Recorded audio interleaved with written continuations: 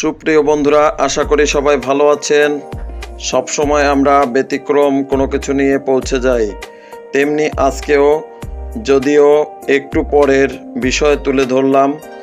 ঈদের সময় একটি ছাগলকে কেন্দ্র করে যে আলোচনায় এসেছে, সুন্দর একটি রহস্যময় ঘটনা, তেমনি সেই ছাগলকে তুলে ধরার চেষ্টা করলাম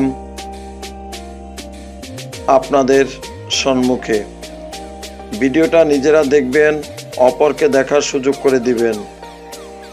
এই ঘটনাকে ঢাকার জন্য রাসেল ভাইপার নামে একটি সাপ ছড়িয়ে দিয়ে আতঙ্ক ছড়িয়ে দিয়েছিল সকলের মাঝে।